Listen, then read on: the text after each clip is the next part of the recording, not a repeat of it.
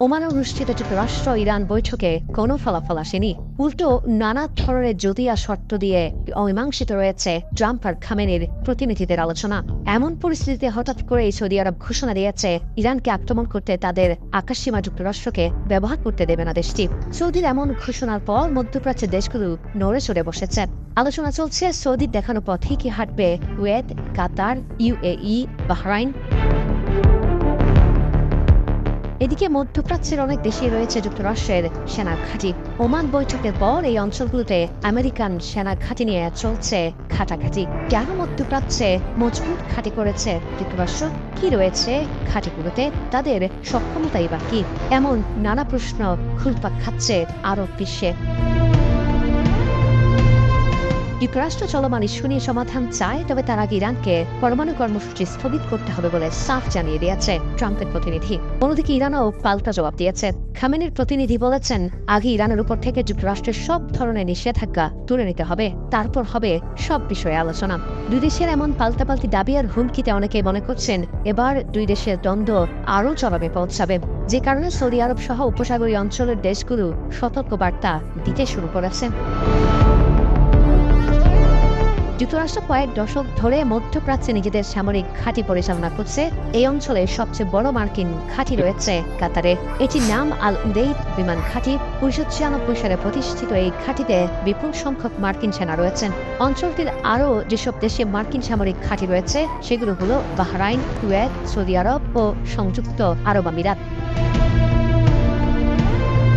এইসব ঘাঁটিতে সাধারণ সময়ে প্রায় 30,000 মার্কিন সেনা থাকেন, কিন্তু বড় কোনো অভিযানের সময় তা কয়েক গুণ বাড়ানো হয়। 2001 সালে আফগানিস্তান হামলা শুরুর পর 2011 সাল নাগাদ মধ্যপ্রাচ্যের বিভিন্ন ঘাঁটিতে মার্কিন সেনা সংখ্যা বেড়ে দাঁড়িয়েছিল 1 লাখের বেশি।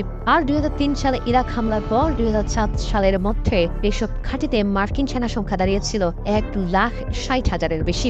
এইসব দেশগুলোর বাইরে সিরিয়ার ছোট ছোট দুই একটি ঘাঁটিতে প্রায় 2,000 মার্কিন সেনা রয়েছে, যাদের অধিকাংশই উত্তর পূর্ব সিরিয়ায় অবস্থান করছেন। ইরাকে রয়েছে প্রায় 2,500 মার্কিন সেনা, যাদের একটি বড় অংশ থাকেন রাজধানী বাগদাদে তৃতীয় US ইউরিয়ন বা ফরওয়ার্ড অপারেটিং বেজে। যুক্তরাষ্ট্রের সামরিক দপ্তর পেন্টাগন সম্প্রতি বলেছে, মধ্যপ্রাচ্যের বিভিন্ন দেশে ট্রাম্প গত কয়েক সপ্তাহে সামরিক শক্তি বৃদ্ধির নির্দেশ দিয়েছেন। সেই অনুযায়ী ব্যবস্থা নেওয়া হয়েছে। গত মার্চে ভারত মহাসাগরের দ্বীপ ডিয়াগো গার্সিয়ায় যুক্তরাষ্ট্র ব্রিটিশ সামরিক ঘাঁটিতে অতিরিক্ত 6টি B-2 বোমারু বিমান মোতায়েন করেছে পেন্টাগন। মধ্যপ্রাচ্যের দেশগুলো নিজেদের আকাশ সীমা ব্যবহার করতে না দিলে এখান থেকে ইরানের দ্রুত হামলা চালাতে পারবে যুক্তরাষ্ট্র। যুক্তরাষ্ট্রের প্রতিরক্ষা মন্ত্রী পিট হেগসেথ বলেছেন, আমরা যে ডিয়াগো গার্সিয়া বোমারু বিমান মোতায়েন করেছি সেটাকে কিভাবে ব্যাখ্যা করা হবে সেটা ইরানের উপর নির্ভর করছে। পেন্টাগন জানিয়েছে, তারা ডিয়াগো গার্সিয়ায় নিজেদের সামরিক ঘাঁটিতে একটি ক্ষেপণাস্ত্র প্রতিরক্ষা ব্যাটালিয়ন, প্র্যাটিয়েট সহ অন্যান্য আকাশ প্রতিরক্ষা ব্যবস্থা পাঠিয়েছে। প্রয়োজনীয় অন্যান্য উড়োজাহাজও সেখানে পাঠানো হয়েছে। মধ্যপ্রাচ্যে যুক্তরাষ্ট্রের সামরিক ঘাঁটির পাশাপাশি বিপুল ক্ষমতা সম্পন্ন দুটি উড়োজাহাজবাহী যুদ্ধবিমান রয়েছে। প্রতিটিতে রয়েছে কয়েক হাজার সেনা ও বিপুল সংখ্যক যুদ্ধবিমান। সুনির্দিষ্ট কোনো কারণে নয়, বরং ভিন্ন একাধিক কারণে মধ্যপ্রাচ্যে বিভিন্ন দেশে সেনা মোতায়েন রেখেছে যুক্তরাষ্ট্র।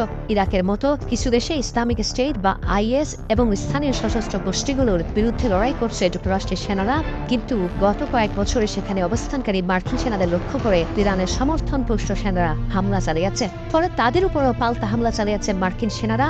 অঞ্চলটিতে যুক্তরাষ্ট্রের গুরুত্বপূর্ণ মিত্র জর্ডানে কয়েকশো মার্কিন প্রশিক্ষক অবস্থান করছেন। তারা বছর জুড়ে ব্যাপক মহড়ারও আয়োজন করে থাকেন। কাতার ও আরব আমিরাতে মূলত দেশ দুটির নিরাপত্তা নিশ্চিত করার জন্য মার্কিন সেনা রাখা হয়েছে। তারা দেশ দুটির সেনাদের প্রশিক্ষণ দেন। দেশ দুটিতে মার্কিন সেনা রাখার আরেকটি উদ্দেশ্য হল অঞ্চলটি সামরিক কোনো অভিযানের প্রয়োজন হলে তাদের সহযোগিতা নিতে পারে। ট্রাম্প গত মাসে ইয়েমেনের হুতিদের উপর বড় ধরনের বিমান হামলা চালিয়েছে। এইসব বোমা হামলায় ব্যবহৃত যুদ্ধ বিমানগুলো মধ্যপ্রাচ্যের বিভিন্ন ঘাঁটি থেকে উড্ডয়ন করেছেন।